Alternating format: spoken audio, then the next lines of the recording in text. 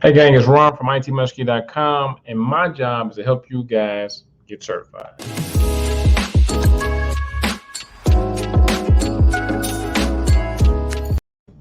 All right, gang, in this video, we're going to talk about A+. If you've never taken A+ before, the A+ is a two-part exam, right? So you got to pass both parts of the exam to actually get A+ certified. So we got 90 minutes and 90 questions for each exam. If you pass each exam, you will be A+ certified. So A+ is an entry-level certification. It's usually one of the first certifications that people get, and it's usually one of the first certifications that students in the Zero to IT Hero bundle get. They either start there or they start with IT Plus, depending on the direction.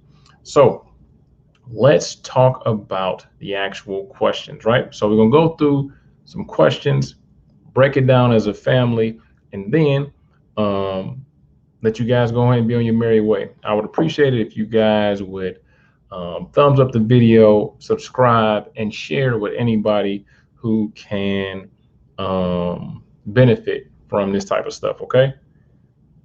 So let me share my screen, and then we're gonna start rocking out.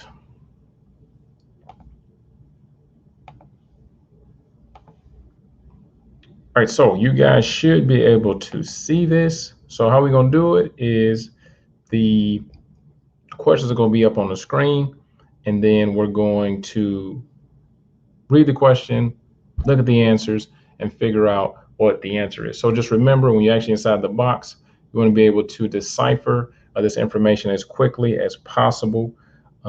Just really quick, let me make sure. Yeah, we good. Okay, I just want to make sure that my microphone was on, because that shit would have been a tragedy. So first question. Lenny is prepared to install a 3.5-inch hard disk drive into his laptop. Once the installation begins, the hard drive doesn't seem to fit. What most likely is the issue? What do we think? Do we think laptops usually require 2.5-inch? He has to reboot the system. He must install the RAM before the hard drive, or he needs to reformat the drive. Give you guys a couple seconds to figure out what you think it is.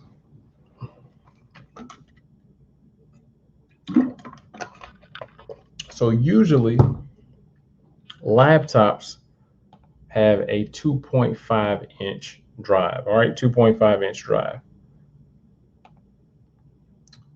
All right, so M2 solid state drives are much faster than traditional hard drives.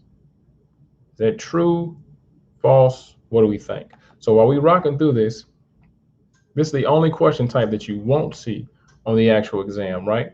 So true and false, yes and no, those types of questions are not on the actual exam.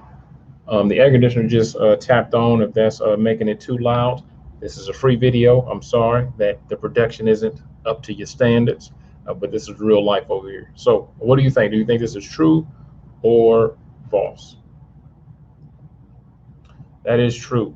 So what makes these things a lot faster is that it actually connects directly into the motherboard, right? So to reduce latency, a M2 solid state drive connects directly to the motherboard. So at the bottom of the screen, it says need an exam voucher. That is no longer available to people who aren't in our training. So if you're in the Zero to IT Hero program, you got discounted vouchers for all your training. If not, you got to pay full price somewhere else. All right, let's go to the next question. OLEDs need backlights to operate efficiently. Do we think that's true, or do we think that's false? Do we think that's true, or do we think that's false?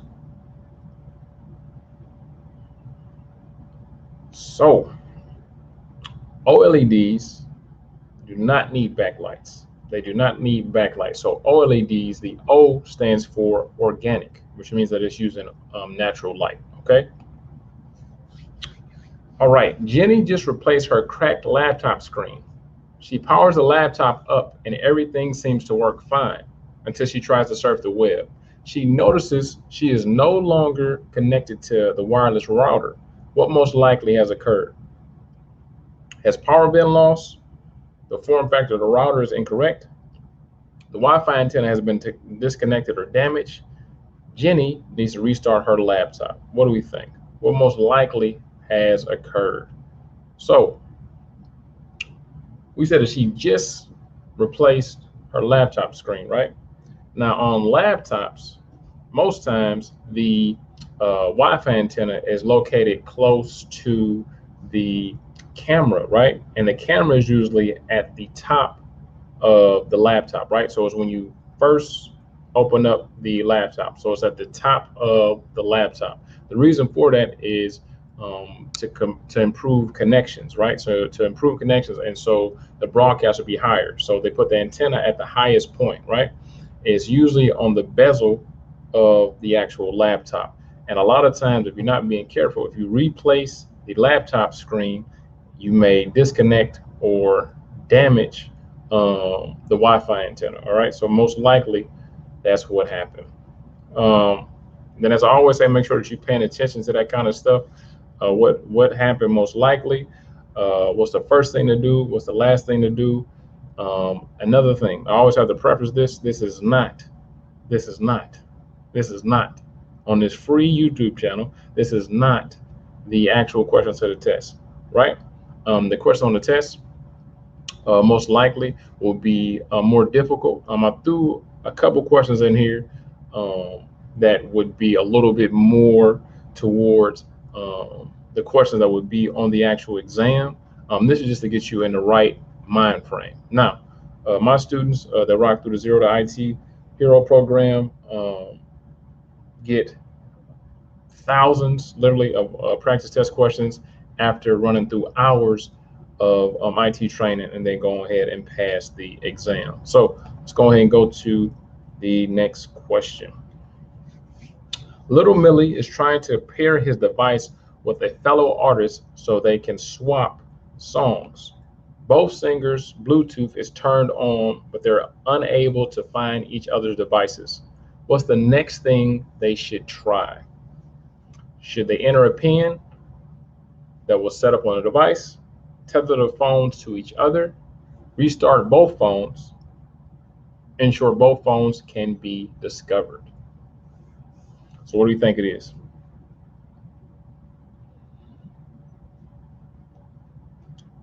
So should it be, so this one, it looked like it could be more than one, right? But it's not. It's got to be one answer. So let's see if it's ensure both phones can be discovered.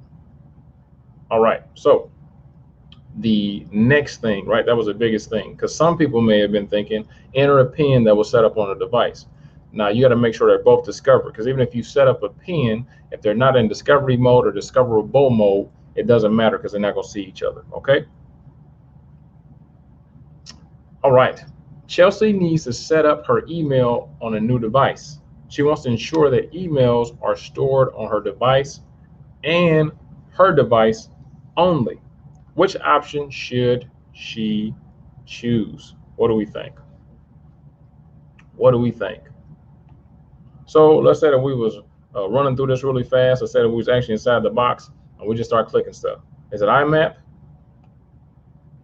Is it POP3? Is it, what is it? It's POP3. All right, POP3. POP3 is port 110. That's what those numbers are next to the actual answers. So POP3 is port 110, while IMAP is port 143. So she wants to make sure the emails are stored on her device, and that's it. All right. So other protocols are stored on the device as well as on a server. Okay. So that would be the only difference. So the only reason I did that like that to make it incorrect is because if you jump in too fast, right? If you don't read all the answers, if you don't read all of the question, a lot of times you can jump too quickly and actually end up making a mistake and getting something wrong. And just remember, every point count, every question counts on the exam. So just slow your ass down. So Marcus is walking in the park and stops to use his laptop. He wants to catch up on some work that needs to be completed quickly. To complete the work, he will need an internet connection. How can he complete his work using one of the following options? I'll let you guys read those answers. And then whisper amongst yourselves what you think the answer is.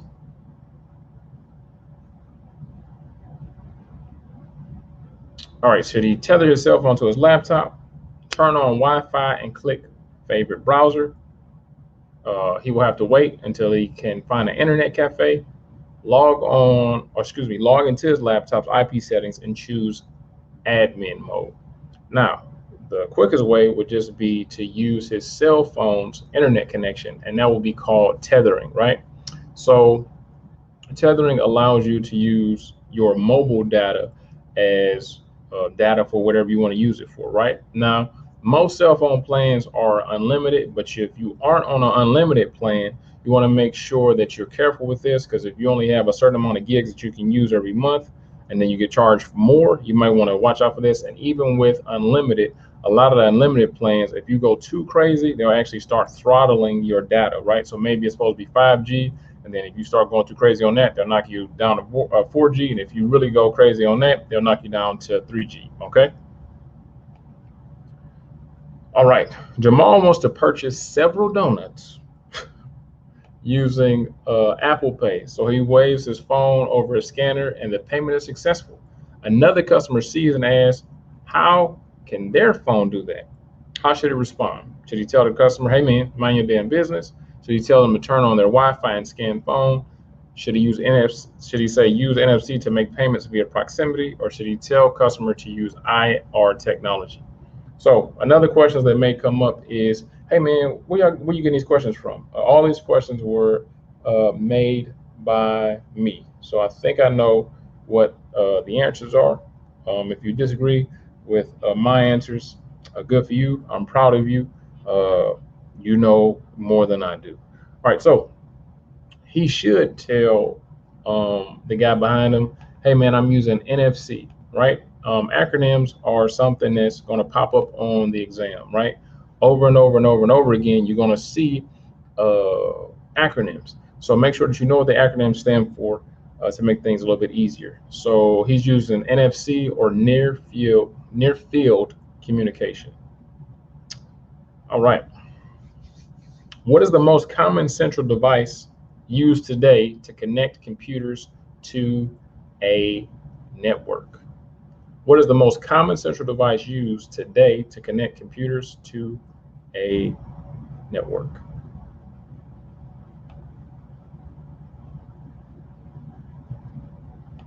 Hopefully you guys came up with a switch.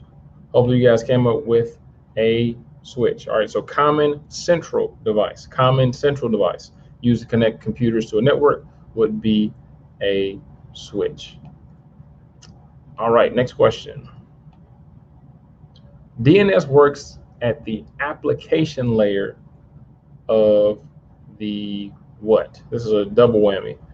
The application layer is part of what? What model? The application layer is part of what model? The application layer is part of what model? The application layer is part of the OSI model, and DNS, or domain name service or server, works at the application layer. All right, gang, if you haven't done so, make sure that you like this video. Make sure you give it a thumbs up. Make sure you check down in the description if you're looking for training, because you can sign up right now before this video is over. You can be done with a few of the lectures. Oh, another thing that comes up quite often, is this enough to pass the exam? No, man. No, this is super supplemental.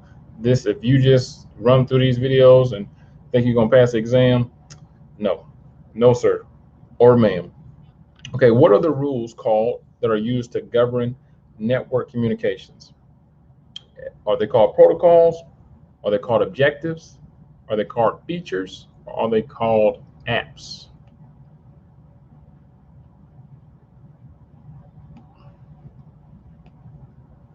So they are called protocols. They are called protocols.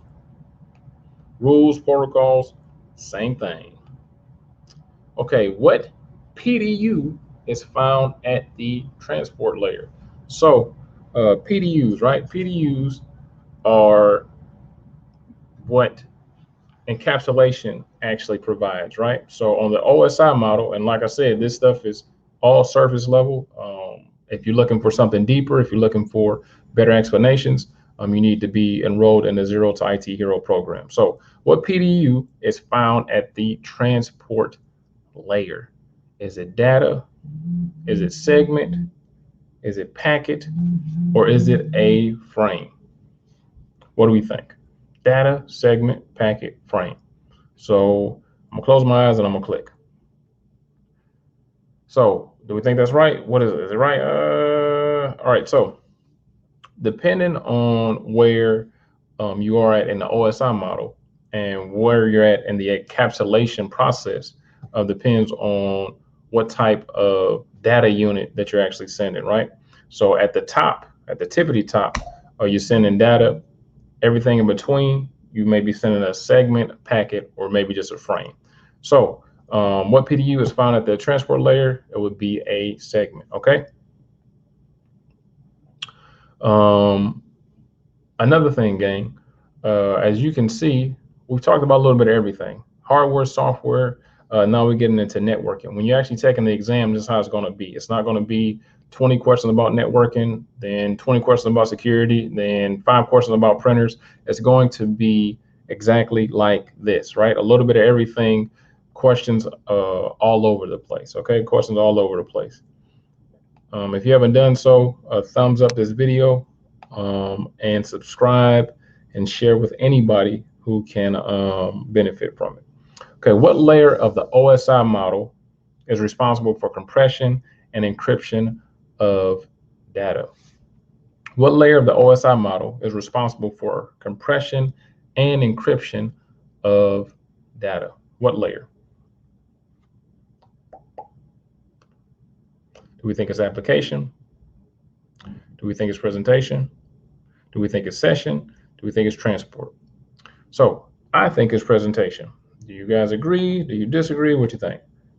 So the presentation layer is responsible for that. All right. And remember, the OSI model is just a representation to make it easier to figure out how data moves through your network. Continue. Okay, what layer of the OSI model is responsible for opening, closing, and managing communication between source and destination applications? Do we think it's application? Do we think it's presentation? Do we think it's session, or do we think it's transport? Which one?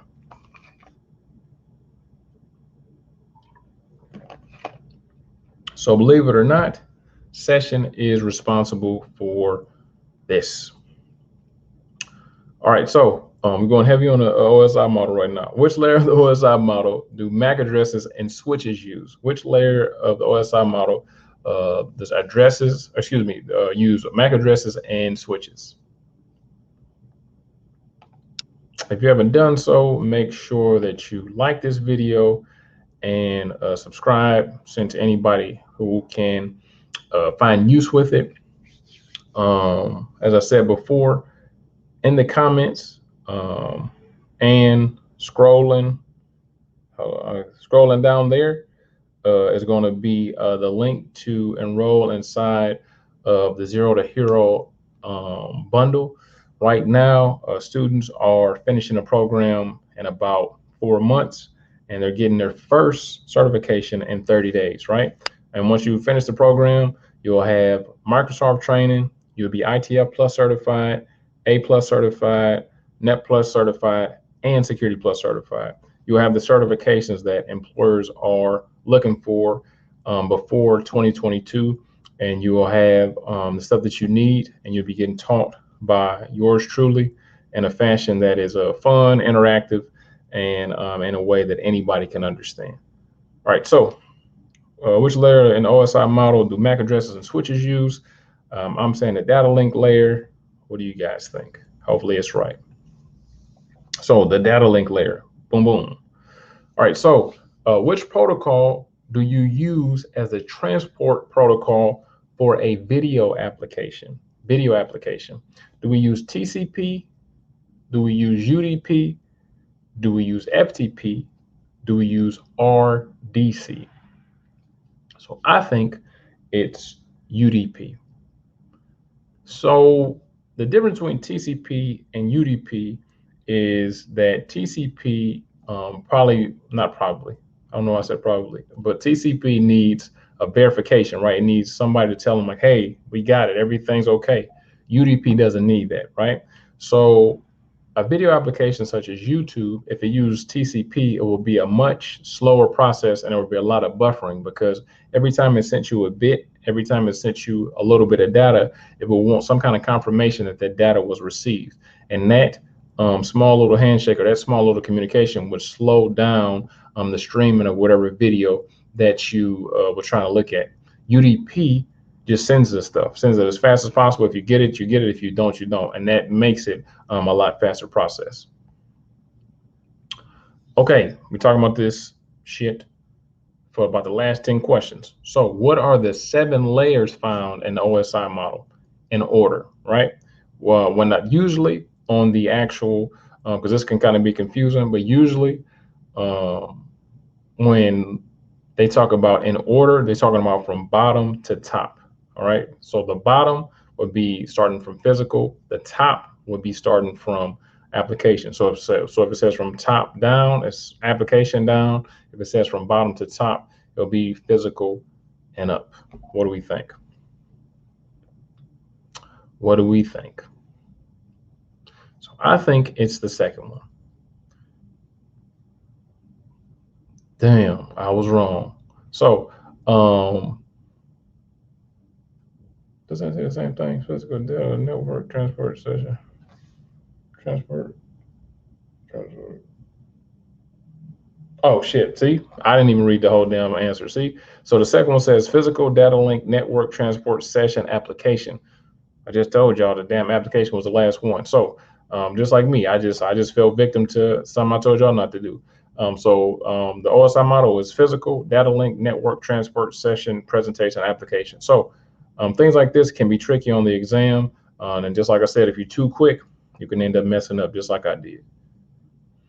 All right, again, if you are getting value from this, make sure you thumbs up the video and subscribe. Thumbs up the video and subscribe.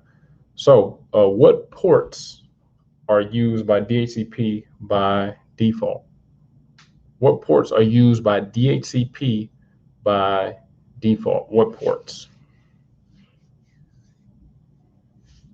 So I think it's 67 and 68. Let's see if we're right.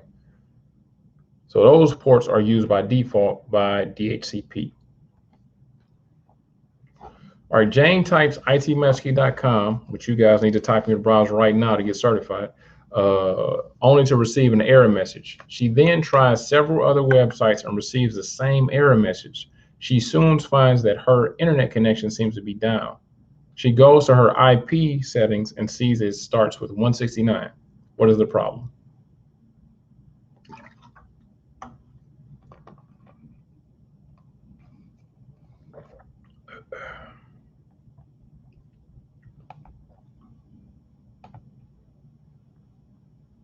So hopefully you guys got a chance to read it over.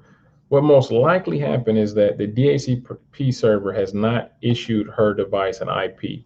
So if the DHCP server doesn't issue your device an IP address, what happens most times is that it's given a private IP address, and usually that IP address starts with 169. So that's like a quick troubleshooting thing. If you go somewhere 169, then the DHCP server for some reason skipped over that device and didn't give it an IP address. Fiber connections use which of the following mediums to move data?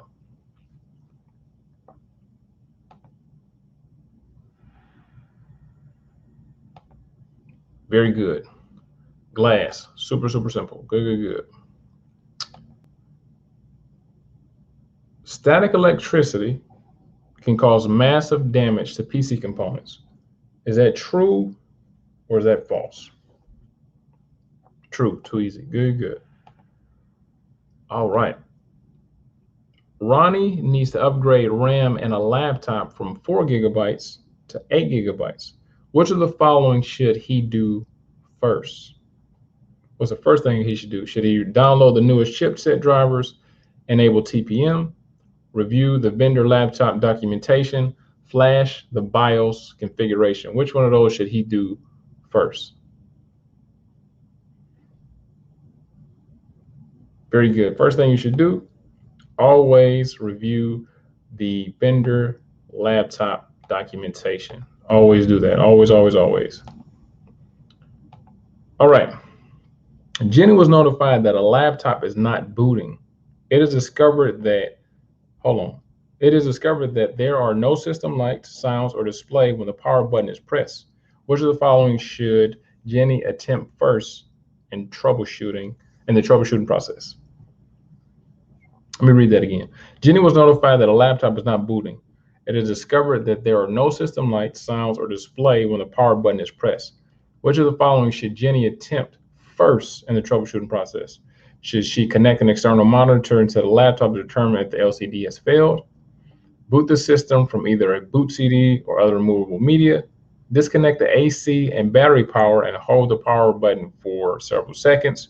Remove any hard drives or optical drives, RAM, and wireless cards or USB devices from the laptop. I think the first thing she should do is disconnect the AC and battery power and hold the power button for several seconds. Let's see. I was kind of wrestling with two of the answers. Let's see. Very good. Okay, because I would say the second thing would be that I would try after disconnecting the connector and the battery. I would try to connect an external monitor to see, okay, is it the actual display that's jacking up? Okay, which of the following RAM types can continue working if there is corrupt data? Which one of those can continue working even if it comes in contact with some corrupt data? So I would say it's probably this. The reason I say that, like I said before, acronyms, right? So corrupt data can also be looked at as some errors, right? And ECCC, I think I put too many C's on it, but it stands for error correcting code. Error correcting code. So that would be something I would try and correct it and still keep on working out because it actually tried to get rid of the corrupted stuff. Okay, which of the following will be the most important factors to consider when building a virtualization workstation? Would it be a high-end graphics card with onboard memory, a compact form factor, dual monitor support, or maximum RAM and CPU cores? What do we think? I'm gonna say maximum RAM and CPU cores, and I was correct. So the reason that is because our virtualization workstation a virtualization workstation can actually be just as robust as a physical workstation, right? So you want to make sure that you have a lot of RAM and a lot of CPU cores so that your physical laptop or your physical machine can run as well as running the virtual machines that it's hosting, right? You understand? Does that make sense? So you got to have a RAM and the CPU for your physical device. And then you also have to have additional RAM and cores to make sure that whatever the virtual servers or whatever you're using it for can run as well, right? All right, Angela requests that the desktop system she is buying is able to be used at her vacation home in another country, as well as at home in the US. The technician is aware that the country mentioned has different power requirements. Which of the following should Angela ensure the desktop contains?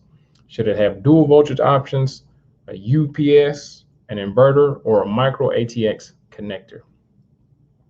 So it should have dual voltage options, because a lot of times outside the US, they may be running at a higher voltage. And if you just plug that device into there, that's going to be too much juice and it's going to blow your damn device up. All right, so got a few more questions left, but need you guys to do a few things. One thing, like this video. Second thing, subscribe to this channel. Third thing, share with somebody that can benefit from it. All right.